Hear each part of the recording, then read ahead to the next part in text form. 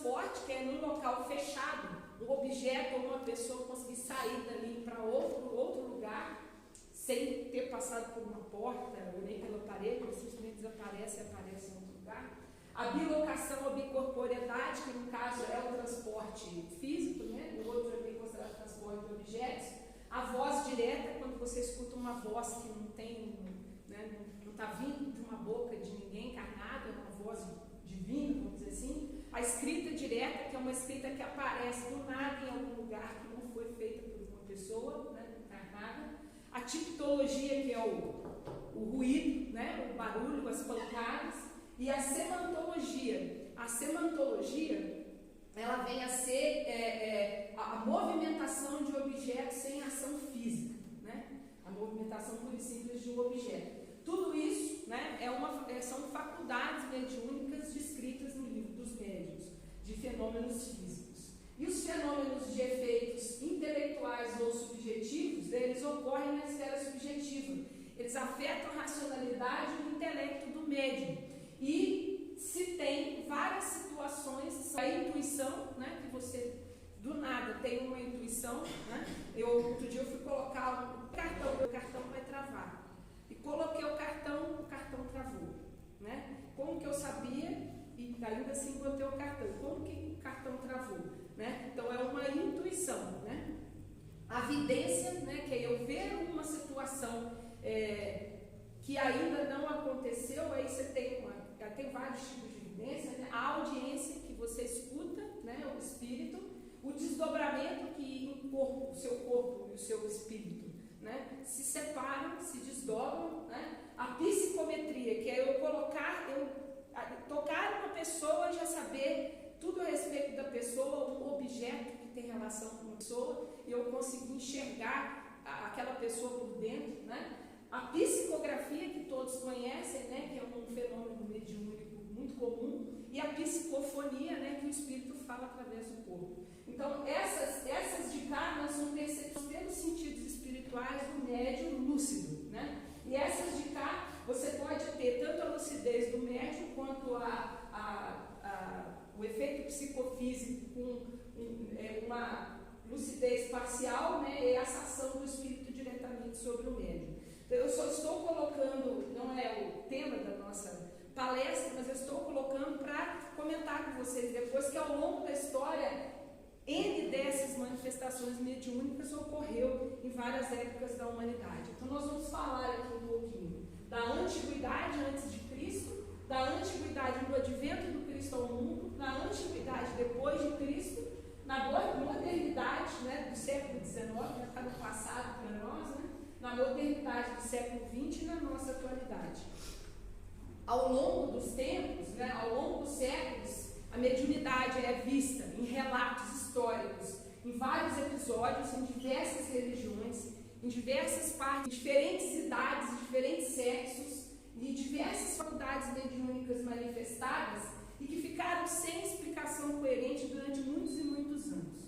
Falando do passado antes de Cristo, a mediunidade era vista como fenômenos sobrenaturais e maravilhosos, e as pessoas que viam, ou se davam conta, ou que tinham aquelas manifestações, eram consideradas privilegiadas, né? Eram as pessoas que eram consideradas com poderes sobrenaturais, e que podiam manter esse intercâmbio diferente das pessoas comuns, né?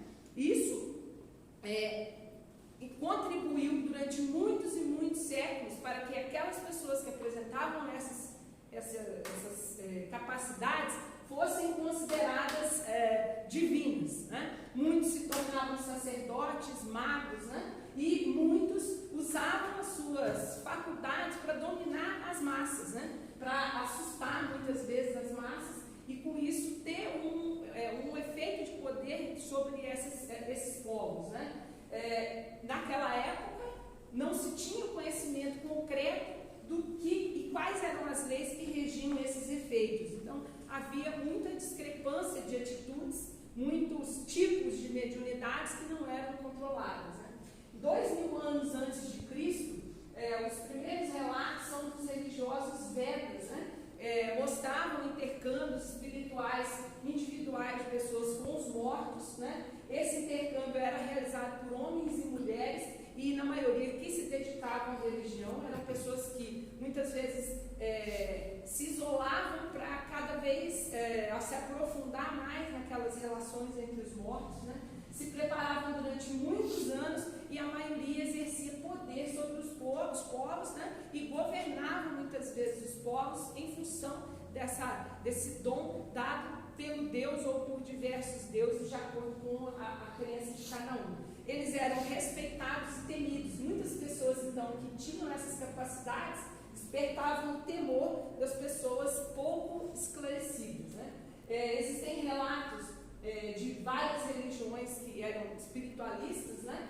Na Índia, na Pérsia, no Egito, na Grécia e na Roma. E em todas essas civilizações, a mediunidade era usada como meio de dominação e de poder, né? Ao longo da história, nasceram a partir daí muitas seitas, muitas fraternidades, algumas delas até hoje, em países orientais, ainda continuam, né? E esses profissões que eram exigidas para se tornar as pessoas disciplinadas e as pessoas seletas, separavam então essas pessoas das demais. No passado, né, esses médiuns, eles passavam por graus de iniciação, né? Tinha a parte inicial, onde eles começavam de pouco a pouco uma metodologia, né? Eles estudavam livros, né? Exploravam a credulidade das multidões através de sinais, através, muitas vezes, da movimentação de objetos e manifestações visuais, né? Também dirigiam essas certezas, faziam sacrifício aos deuses, né? Num segundo grau, de mais evolução, né? Eles trabalhavam com o exorcismo dos espíritos de corpos de pessoas, né? Supostamente possuídos, né? Adivinhavam através da evidência, evocavam espíritos, agiam na imaginação das massas, né? Através de magias e outros tipos de efeitos, né? E no terceiro grau, né, essas pessoas já não tinham a relação com o povo, elas trabalhavam fechadas, né? Estudando aí, trabalhando essa conexão com o divino e tinham poucas manifestações exteriores. Isso aqui foi um relato feito por Gabriel Delany num estudo que ele fez sobre povos vedas e hindus na época antes de Cristo, né? Depois, na Bíblia, né, ainda na época antiga, né, a gente encontra ao longo da Bíblia vários relatos de práticas mediúnicas, por exemplo, no Antigo Testamento. Existem passagens, por exemplo, que mostram Saul consultando o espírito de Samuel numa gruta de Endor, e é retratado por muitas pinturas, né, artísticas do século passado. O profeta Jeremias também, ele pregava, né, contra a guerra com o rei Nabucodonosor por influência espiritual de algumas entidades, né, que não queriam que aquele reino entrasse em guerra. Isso está relatado na Bíblia, né? Depois veio Moisés, né? Moisés, ele tinha uma capacidade, um dos grandes médiuns, né, da antiguidade, ele tinha uma capacidade, através dele inúmeros fenômenos mediúnicos foram relatados. O fenômeno da escrita direta, que foi o que aconteceu, né, na escrita das tábuas da lei, considerado o único relato de escrita direta da humanidade, né? A voz direta, que também foi a revelação que aconteceu na sarça ardente, quando Deus falou, né, quando a espiritualidade superior falou para ele a respeito do trajeto que ele ia ter que fazer com o povo hebreu, né, para escapar da violência dos egípcios e tudo que ele teria que fazer para libertar o povo da escravidão. A sematologia, que é a movimentação de objetos, a materialização que ele fez muitas vezes naqueles que é contado na Bíblia lá das pragas do Egito, né? A vidência. Então Moisés, ele exibia várias capacidades mediúnicas e o povo hebreu também, né? De uma forma geral, e o povo usava isso de uma forma muito abusiva, muito banal, de forma até ilícita, e Moisés, Deus, né, o instruiu, na verdade a espiritualidade superior o instruiu para que ele impedisse que o povo usasse essa mediunidade dessa forma negativa. Então Moisés decidiu, né, por essas comunicações espirituais, a limitar o povo e proibir o uso dessas práticas mediúnicas. E isso está no livro do Deuteronômio, né? Isso o ajudou a conter o excesso e até a indisposição do povo, que durante naquele tempo que caminhou com ele, já muitas vezes não queria mais respeitá-lo, né? Então, para que ele conseguisse fazer a caminhada até o final, ele, durante muito tempo, inclusive até hoje, né, os evangélicos, as denominações protestantes são contra o espiritismo, né, porque elas alegam que na Bíblia está escrito que é proibido, né, ter essas práticas. E foi através de Moisés, no livro do Deuteronômio, que houve essa proibição. Depois veio Jesus, né, muitos anos depois veio Jesus. Jesus, ele é o maior médium de todos os tempos, né? Jesus exibia todos os tipos de mediunidade. Tudo que Jesus fez, toda a capacidade mediúnica de Jesus, está relatada no relato dos evangelistas, né? Dos 4 evangelistas. E todos esses fenômenos, né? A multiplicação dos pães, as curas, a ressurreição de mortos, né? A transfiguração. Eu falei que você toca, né? E já sabe o que a pessoa está pensando, e aí vem a cura, mediunidade, cura. Tudo isso são manifestações mediúnicas que Jesus, como Espírito puro, ele tinha e demonstrou, e essa foi uma das principais razões em que o povo todo se convenceu de que Jesus, né, tinha uma relação muito íntima com o nosso Pai, né, nosso Deus, e ele convenceu muitas multidões por esses milagres, né, que ao longo da história cristã, principalmente do catolicismo, né, trabalha com essa palavra milagre. Na verdade, são capacidades mediúnicas que Jesus exibiu, e não só ele, né, como os seus discípulos, os seus apóstolos, os seus discípulos e muitos outros, ainda hoje, né, exibem então essas capacidades mediúnicas que Jesus veio nos mostrar e nos ensinar. Depois de Cristo, vieram muitos outros, né? Aqui tem alguns exemplos datados pela história, né? Nas biografias dessas pessoas. Aqui eu trouxe apenas algumas. Aqui é a casa de Francisco, né? Francisco de Assis também tinha capacidades mediúnicas de audiência, né? E aqui alguns considerados santos, né? Que exibiam essas capacidades mediúnicas. Catarina de Alexandria, que ela tinha capacidade de vidência, de audiência. O pai Pio Petraltina, que tinha capacidade de bicorporeidade, né? Ele tinha capacidade de levitação, várias capacidades mediúnicas ele já foi um padre desse século, né? Francisco Xavier, né? Francisco Xavier, ele tinha uma capacidade grande de audiência, né? De espíritos, de cura. Afonso de Ligório tinha uma capacidade de bicorporeidade, assim como Antônio de Pádua. Existem várias histórias que narram.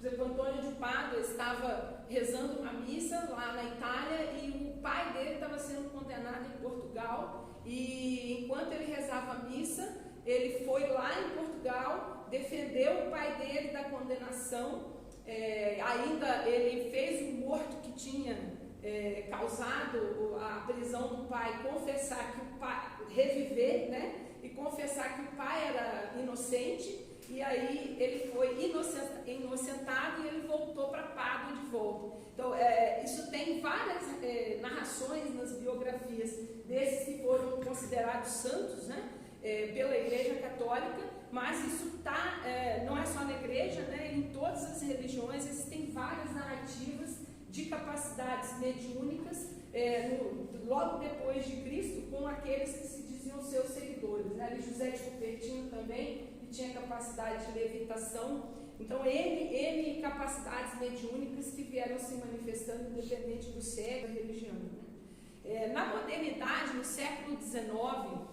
houve uma mudança muito grande no orbe, né? E o Cristo, através de uma grande quantidade, uma pleiade de espíritos superiores, eles vieram à Terra, né, para mudar a psicosfera, para que a espiritualidade que já vinha, né, cada vez mais aflorando na humanidade, saísse da escravidão e do tradicionalismo religioso, com o conhecimento que foi trazido então para a população, de uma forma mundial, de uma forma geral. Esses espíritos, eles tiveram a incumbência de reavivar essas verdades espirituais que eram ignoradas pelo homem, que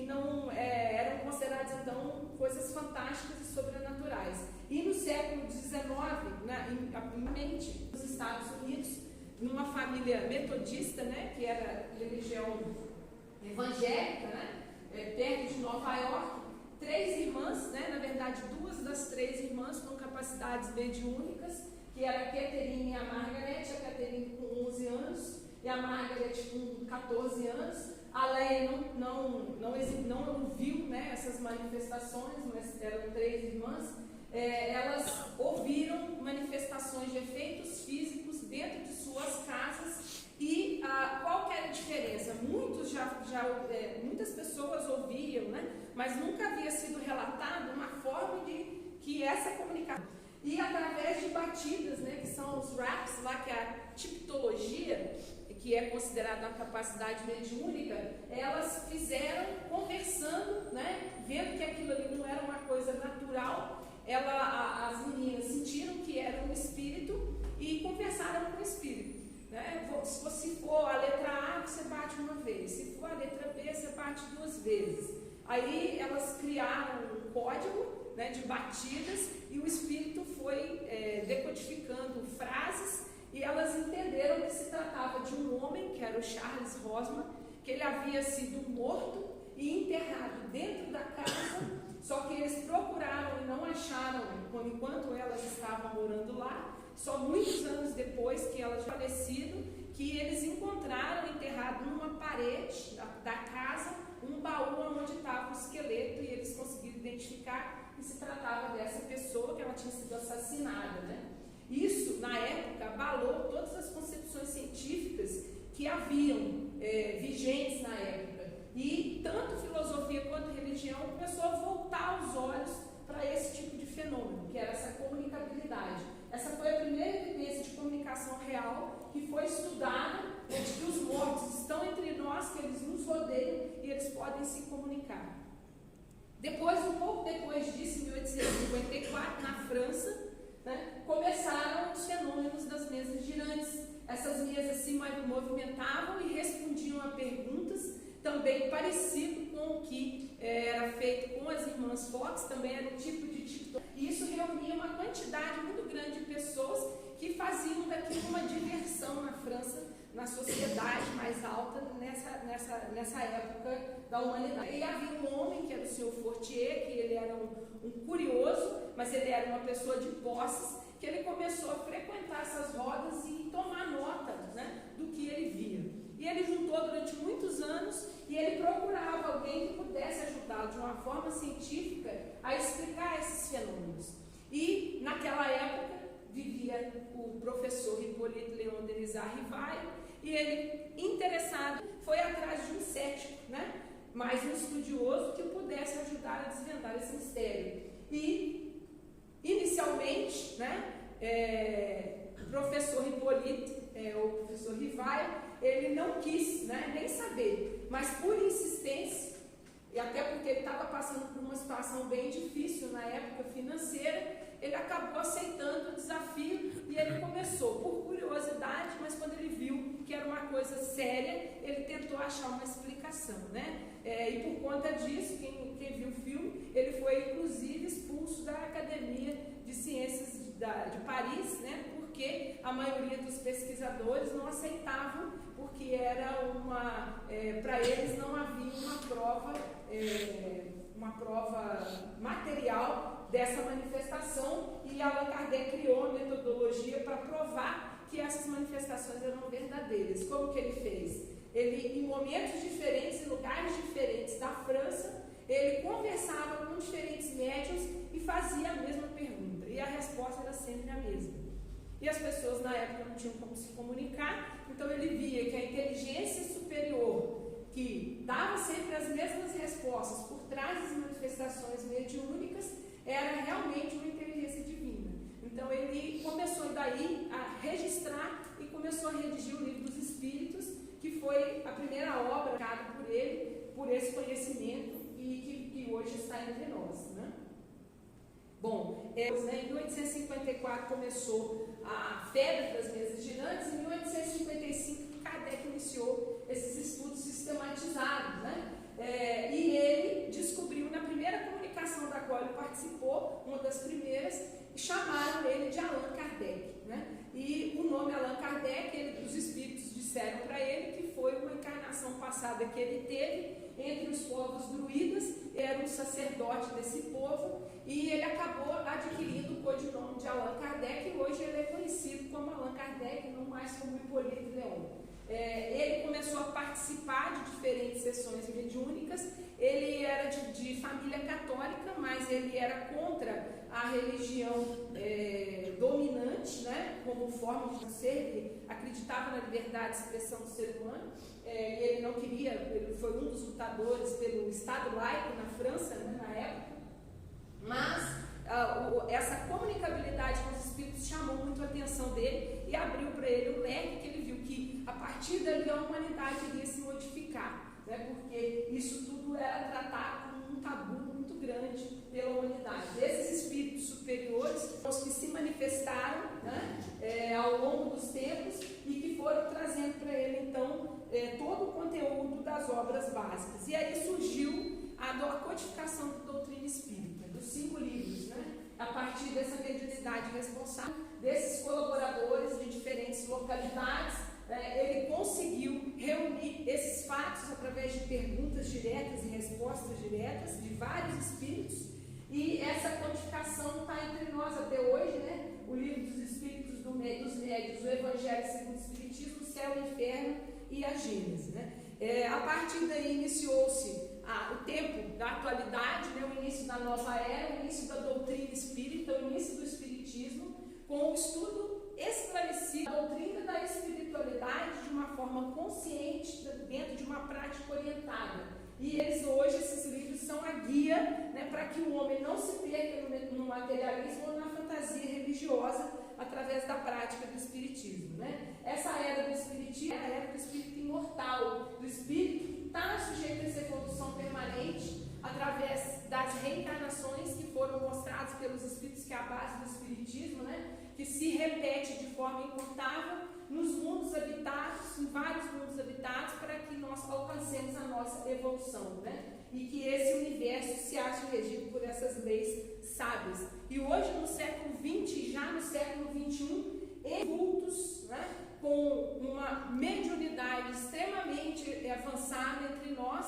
que são capazes, né, de Ali Cairbar Schutel, que foi um farmacêutico no início do século passado, no início do século XX, né, que trabalhou, ele tinha capacidade de bicorporeidade, vidência, cura. Ele fez um trabalho muito grande no interior de Minas Gerais, no interior de São Paulo, pelo Espiritismo. Esse segundo aqui é o Peixoto. Ele fazia materializações, ele foi o maior médium de materialização. A Margarida Leite foi uma médica que criou a Associação Médico Espírita. Ela tinha várias capacidades mediúnicas. Chico Xavier, que dispensa comentários, né? Divaldo Franco, Raul Teixeira, né? A Ivone do Amaral, ela que foi uma grande médium, que foi a que também, junto com o Chico Xavier, foi a que manifestou o maior número de capacidades mediúnicas de seres encarnados no nosso século, né? Chico Xavier também, só que Chico Xavier, o trabalho que ele tinha que fazer, várias capacidades mediúnicas que ele tinha, ele acabou suprimindo em função da necessidade da psicografia, da missão que ele tinha que cumprir. Eu estava ouvindo um relato de um colega que trabalhou com ele, que chegavam cartas e cartas, né? E um amigo queria abrir a carta para ler, para separar a carta por ordem, né? O que era pedido de questão de saúde, o que era prece, o que era a mensagem de apoio. E o Chico falava, não precisa não. Ele botava a mão na carta, em cima do envelope, e ele já separava. Ele falava, esse daqui é isso, esse daqui é isso, esse daqui é isso. E aí, quando eles abriram a carta, era exatamente, estava tudo empilhadinho, certinho, sem ele nem mesmo ter lido a carta, né? Que é uma das capacidades mediúnicas que ele... Todas essas pessoas, Haroldo Dutra, enfim, são pessoas no século atual, algumas ainda vivas, né? Que estão entre nós com grandes capacidades mediúnicas e que vêm a trazer, né, esse esclarecimento doutrinário para nós no nosso dia a dia, fortalecendo a nossa fé, né? E essa questão do Livro dos Médiuns foi a primeira questão que os espíritos colocaram, que Kardec perguntou, né, que os espíritos responderam, né? Resta agora a questão a saber se o espírito pode comunicar-se com o homem, isso é, se pode haver pensamentos entre um e outro. E por que não? Kardec perguntou, o que é o homem senão um espírito aprisionado no corpo? Então, se ele pode falar através do espírito aprisionado no corpo e é o espírito quem o move, por que um espírito desencarnado não poderia, né? Muitas pessoas acham que não se pode, né? Não se deve se comunicar com os espíritos, né? Em cima daquela proibição que Moisés fez, né? Mas os espíritos já partiram, eles continuam a usar esse canal mediúnico independentemente, muitas vezes, da nossa vontade, né? Porque eles necessitam testemunhar a sua existência, necessitam testemunhar a sua imortalidade e muitas vezes necessitam de auxílio. A gente que trabalha em grupo mediúnico, eu trabalho em grupo mediúnico e a gente sabe o número de espíritos sofredores que precisam de o cuidado, atenção e ajuda, né? Cá entre nós vemos quantos espíritos encarnados sofremos hoje ao nosso lado, né? Que também precisam de ajuda, que dirá os desencarnados, né? Para cada um encarnado, quantos desencarnados nós não temos ainda precisando? E só o desenvolvimento da mediunidade consciente hoje, né, é que a gente pode chegar a isso, né? A educação é a chave da evolução do ser humano, né? O estudo sistematizado da mediunidade que as casas espíritas oferecem, né? Eu não sei se aqui tem, mas lá na SEAC tem o COEM, né? E muitos médios podem trabalhar e desenvolver essas faculdades mediúnicas e colocá-las no bem. Muitos médios ainda hoje fazem mal, usando mal a mediunidade que tem, porque buscam dinheiro, poder, fama, egoísmo e vaidade, né? Olhamos o caso de João de Deus há pouco tempo e vemos o quanto de mal pode se fazer a humanidade usando mal sua capacidade mediúnica. Então, só para a gente terminar, né? No livro dos médiuns, capítulo 2, 17, algumas pessoas contestam os fenômenos espíritas, ainda hoje, né? Precisamente porque tais fenômenos me parecem estar fora da lei comum e porque não logram achar-lhes qualquer explicação. Dá-lhes uma base racional e a dúvida desaparecerá. A explicação nesse século em que ninguém se contenta com palavras constitui, pois, poderoso motivo de convicção. Isso está no livro dos médiuns e é exatamente isso que se precisa levar às pessoas, né? Essa educação e esse conhecimento. Essas são as referências, né, que eu usei para preparar. Eu deixo vocês, né, com a reflexão. O que estamos fazendo da nossa mediunidade? E o que podemos fazer da nossa mediunidade, que é um dom que deu para colocarmos a serviço do próximo. Quantos não poderiam estar dando se desenvolvêssemos essa capacidade? Não tenhamos medo, né? A capacidade mediúnica é um dom natural que Deus nos deu. O que precisamos é nos educar. Busquemos o estudo, o aprofundamento, a educação virá e levar a maior expressão da caridade que podemos fazer por nós mesmos. Eu agradeço a vocês e, para encerrar, eu trouxe uma oração que está no canal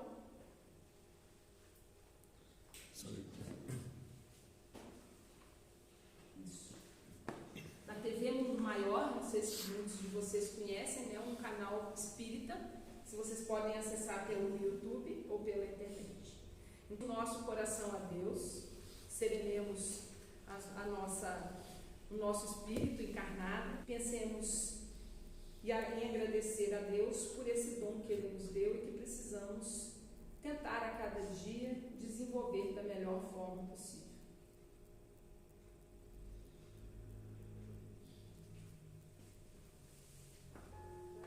A mediunidade é uma oportunidade, aproveite-a. A mediunidade é uma beleza, admire-a. A mediunidade é um sonho, faça que se torne realidade. A mediunidade é um desafio, enfrente. A mediunidade é um dever, cumpra-o. A mediunidade é preciosa, cuide dela. A mediunidade é riqueza, conserve. A mediunidade explore. A mediunidade é promessa, tem esperança. A mediunidade é tristeza, supere. A mediunidade é um hino. A mediunidade mediunidade é um